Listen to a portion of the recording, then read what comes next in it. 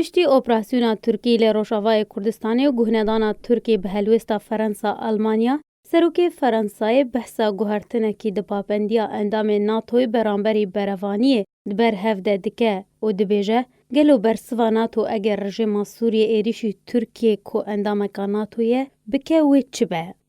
دلیدوانه کی ده لگل گوورا زن کمونیست روژا پنجشنبه هات بالاف کرن ایمانوئل ماکرون سروک فرانسای گوت جارنویسا ماده یا پنجان یا پیمانا ناتوی ده پیشاروژه ده وی چبه.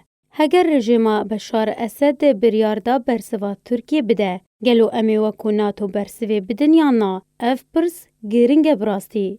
لگوری ناوروکا ماده یا پنجان یا پیمانا ساز کرنا هماهنگی ناتوی دوی بروانی بکوم دبر هر اندامکی ده اگر راستی هر êrîşekî آنگو بن پیکرنه کاج در و هات وره کرن.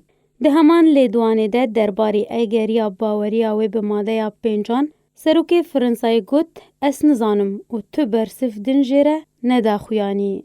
بریان نها ماکرون را گهاند بو که ناتو در روشکا مرنا هیدی ده دجی و سداما ویجی لگوری ماکرون لنه پابندیا امریکا به پرپرسایتی نوی لبرانبری هف پیمان وی ده ناتو ده.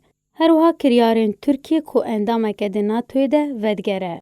دوی درباری ده امینداری گشتی ناتوی ینس ستولتنبرگ که هروها راوشکارا آلمانی انگلا مرکل درباری نرینا سروک فرانسای جناتوی را ردکرنا خواه جیردان خویانی.